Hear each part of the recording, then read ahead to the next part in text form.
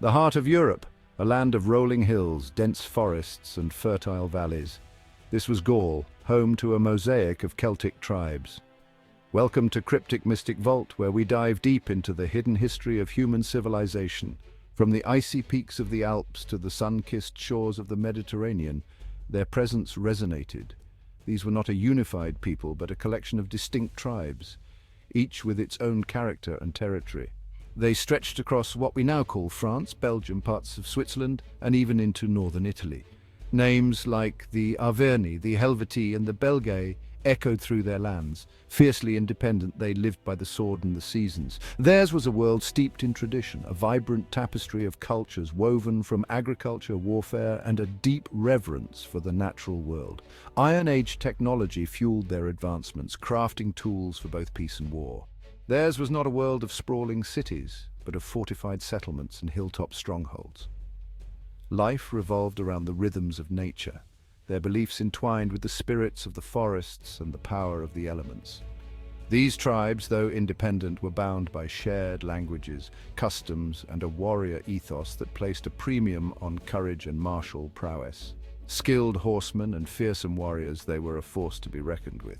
Yet, despite their shared heritage, rivalries and alliances shifted like the winds, often erupting into conflicts that would shape their destiny. Little did they know, a storm was brewing on the horizon, a force that would test their mettle like never before. Imagine a world where druids held sway, their wisdom whispered through groves of ancient oaks. These were not just priests, but judges, healers, and keepers of law, their power woven into the fabric of Celtic society. Their knowledge, passed down through generations, encompassed astronomy, herbalism, and the mysteries of the other world. They were the keepers of time, the interpreters of dreams, their influence shaping every aspect of Celtic life. But Gaul was more than just mysticism and warfare. It was a world of skilled artisans and craftsmen, their legacy etched in metal and stone. Intricate jewelry, crafted with a keen eye for detail, spoke of their artistry. Weapons forged with deadly precision bore testament to their martial prowess.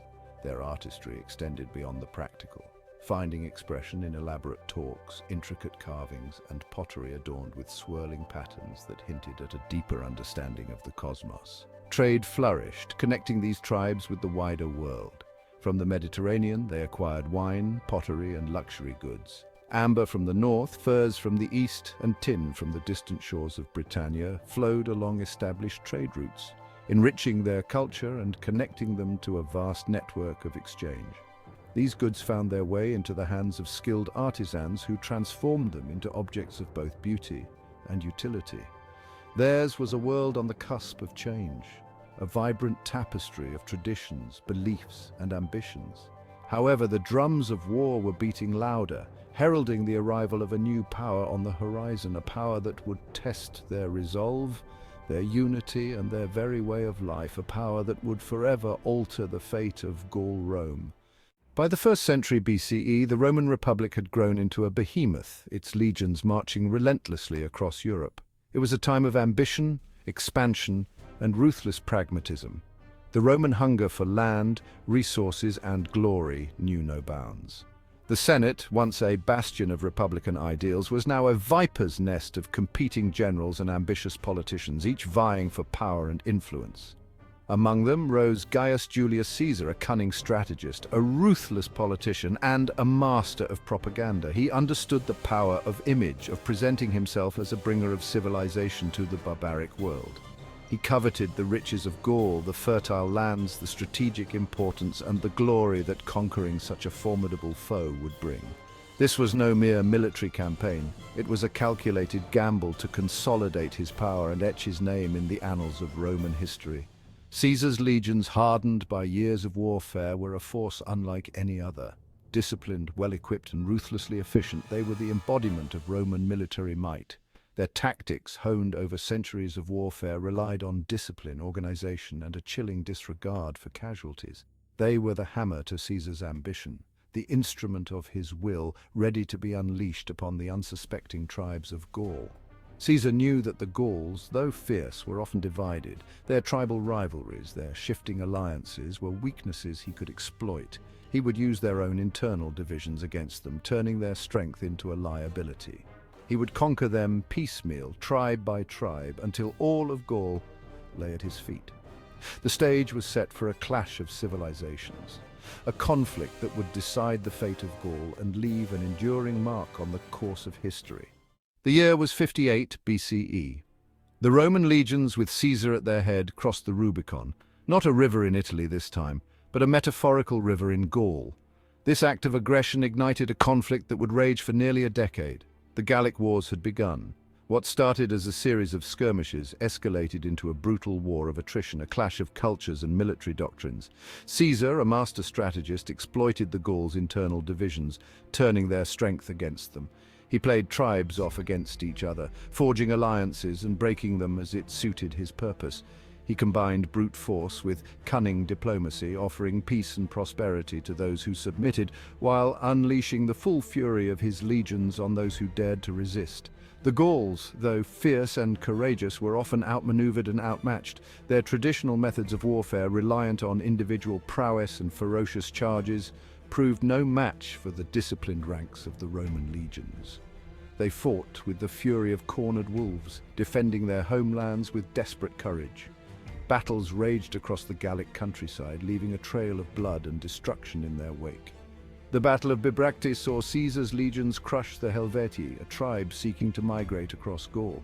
The Battle of Sabis saw the ferocity of the Nervii nearly overwhelm the Romans, only to be broken by Caesar's personal intervention and the timely arrival of reinforcements.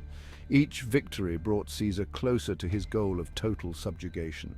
Yet from the ashes of defeat, a new threat, a unifying force began to emerge, a leader who would come to embody Gallic resistance, Vercingetorix. Imagine a world where the tides of war turned differently. If Vercingetorix had triumphed over Julius Caesar, the course of Western history would have been dramatically altered.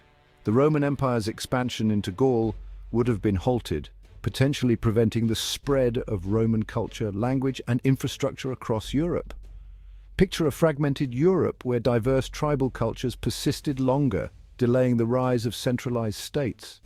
The power dynamics in the Mediterranean would have shifted, possibly allowing other civilizations to flourish. The legacy of Rome, as we know it, might have been vastly different, affecting everything from modern languages to legal systems. Vercingetorix's victory would have symbolized the triumph of the indigenous over the imperial, a different path for humanity's journey. A Europe where Celtic traditions thrived might have seen advancements in ways we can only speculate. The very fabric of our modern world, woven differently, would be unrecognizable. But history, as we know it, took a different turn.